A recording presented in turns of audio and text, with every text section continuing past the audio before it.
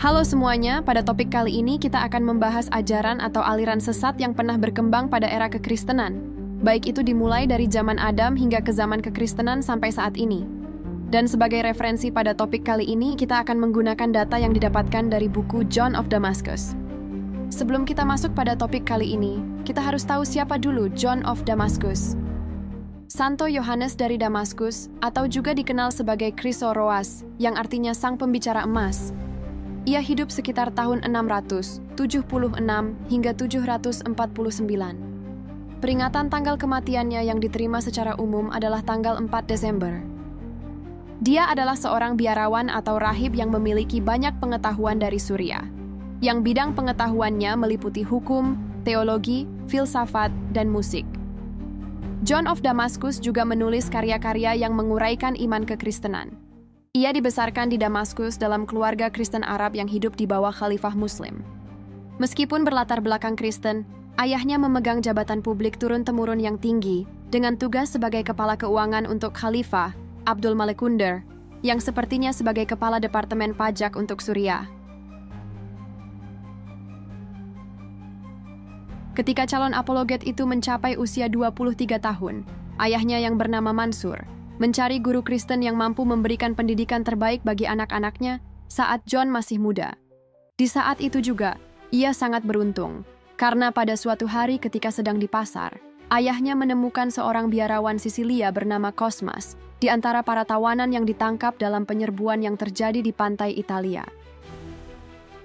Dari beberapa data yang ada, membuktikan bahwa Cosmas adalah seorang yang berpengetahuan luas dan berpengalaman.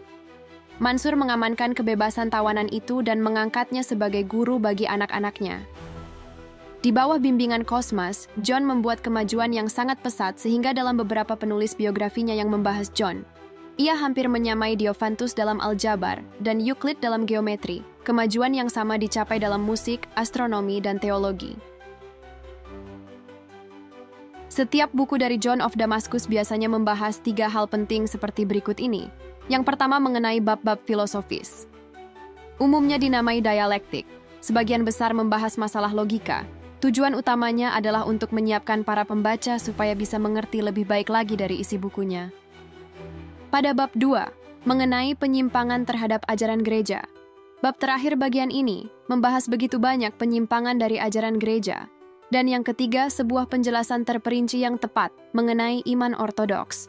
Bagian ketiga buku ini dikenal sebagai bagian yang paling penting dari John of Damascus dan merupakan sebuah peninggalan Kristiani yang sangat berharga.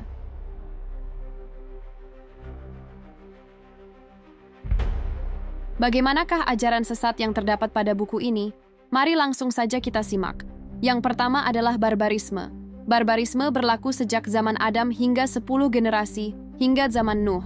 Disebut barbarisme karena pada masa itu manusia tidak memiliki otoritas untuk memerintah atau kesepakatan bersama. Tetapi setiap orang bebas dan memiliki hukum untuk dirinya sendiri sesuai dengan kemauannya sendiri. Kedua, skitisme. Agama skitisme berlaku sejak zaman Nuh hingga pembangunan Menara Babel, dan selama beberapa tahun setelah periode Menara Babel, kurang lebih hingga masa Paleg dan Ragau. Bangsa terakhir ini bermigrasi ke berbagai wilayah Eropa, dan sejak zaman Terah yang menjadi asal-muasal bangsa Tracia, yang berkaitan dengan negara dan masyarakat Scythia. Bangsa Scythia terdiri dari semua suku penggembala yang tinggal di sebelah utara Laut Hitam dan Laut Kaspia dan tersebar jauh ke arah timur. Negara yang luas ini hanya sedikit diketahui pada zaman dahulu. Perwakilannya saat ini adalah Rusia, yang sebagian besar mencakup wilayah yang sama.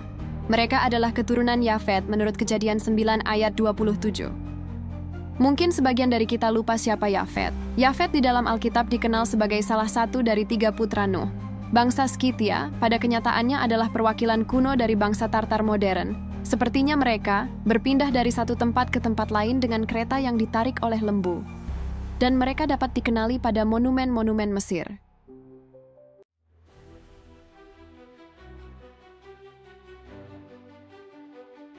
Bangsa Scythia juga dikenal dengan penunggang kuda yang ahli. Mereka pengembara dan ahli perang dari Siberia Barat yang mendiami daerah Laut Hitam Kaspia tahun 2000 sebelum Masehi. Pada akhir abad 8 sebelum Masehi, Mereka pindah ke Persia Utara dan Urartu. Mereka memukul mundur pasukan Khmer ke arah barat. Usaha mereka yang awalnya untuk maju ke barat daya ditahan oleh Sargon kedua dari Asyur, sekitar tahun 727 hingga 705 sebelum Masehi. Tapi menurut Herodotus, orang Skit menguasai Persia Barat selama 28 tahun melalui sejumlah operasi militer. Mereka membantu Asyur melawan orang Media dan membebaskan Niniwe sekitar 630 sebelum Masehi, walaupun kemudian mereka menyerang Haran dan menyerbu Palestina, dan berhenti menyerbu Mesir setelah Psammetikus ke-1 menyuap mereka.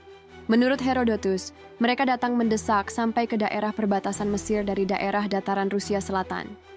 Banyak para teologi yang berpendapat mereka sebagai para musuh dari daerah utara. Pada umumnya mereka dipandang kasar dan barbar.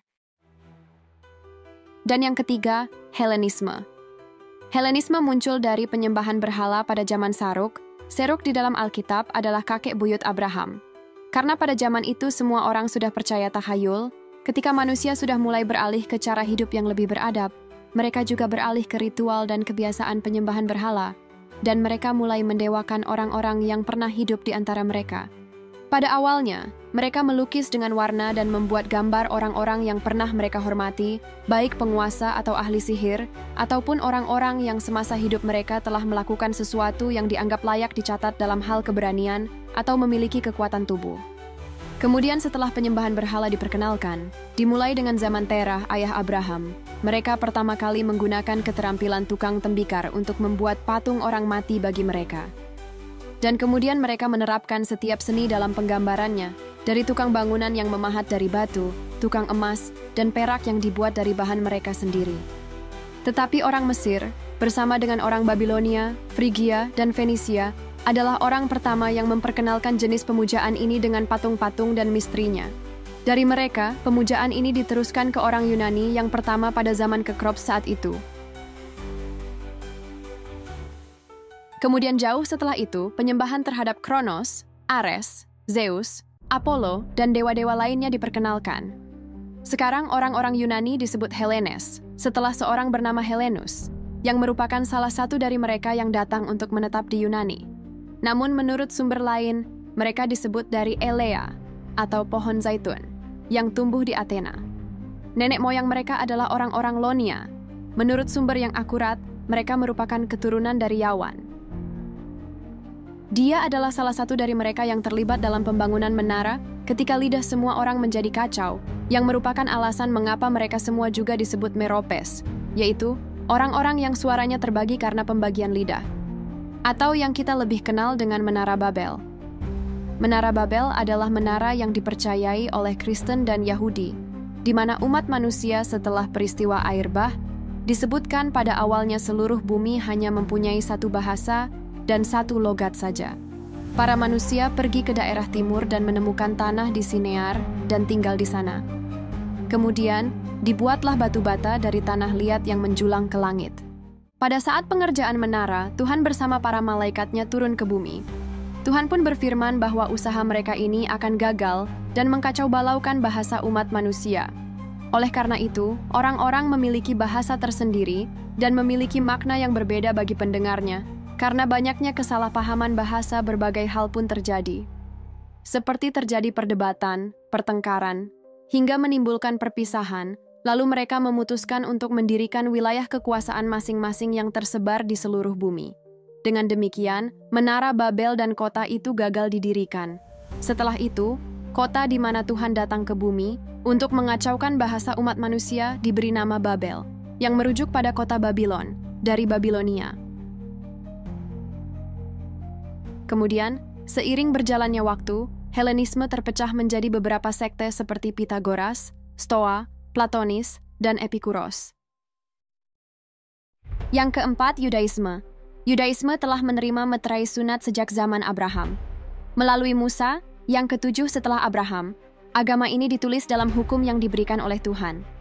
Dari Yehuda, putra keempat Yakub, dan dari nama Yakub disebut dengan Israel, dan melalui Daud, yang merupakan orang pertama dari suku Yehuda yang memerintah, agama ini mendapatkan nama yang sudah pasti diambil dari Yudaisme. Menurut yang tercatat pada buku ini, jelaslah bahwa para rasul sedang meringkas keempat ajaran sesat ini ketika ia berkata, di dalam Kristus Yesus tidak ada lagi orang barbar, atau orang Skit, atau orang Yunani, atau orang Yahudi. Tetapi Yudaisme adalah ciptaan yang baru. Mungkin kalian juga bisa lihat pada video sebelumnya pada bagian ini, yang sepertinya saling berkaitan.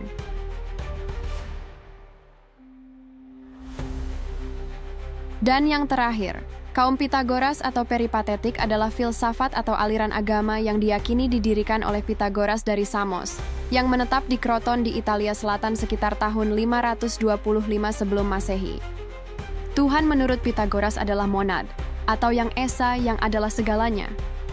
Ia menggambarkan Tuhan sebagai pikiran tertinggi yang tersebar di seluruh bagian alam semesta, penyebab segala sesuatu, kecerdasan segala sesuatu, dan kekuatan di dalam segala sesuatu.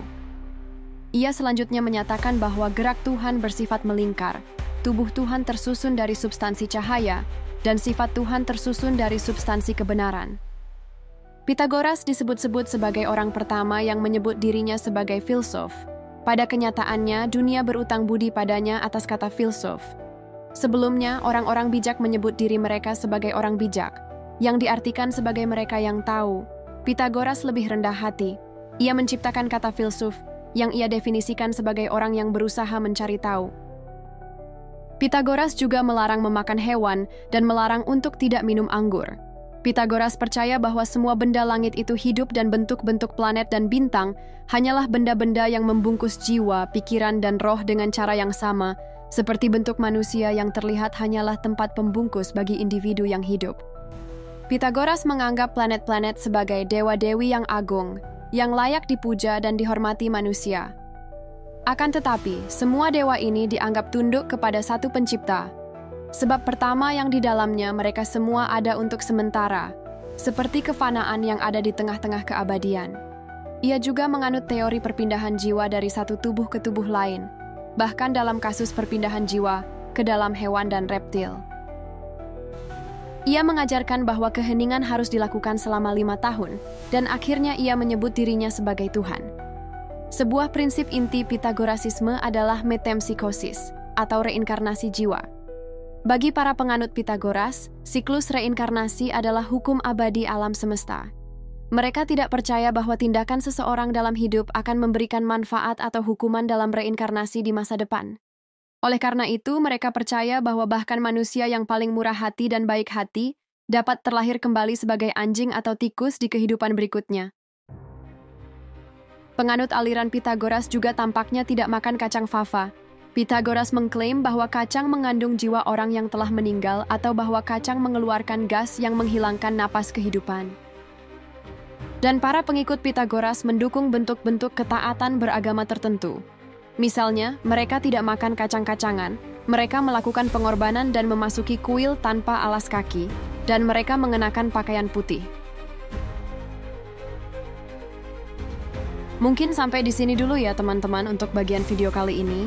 Jika dari kalian ingin membaca buku ini lebih lanjut, kalian bisa mencarinya di internet. Mungkin sudah ada beberapa yang diterjemahkan ke dalam bahasa Indonesia, tetapi yang dipakai pada video ini adalah The Fathers of the Church, volume ke-37. Kalau kalian suka video ini, jangan lupa like dan subscribe.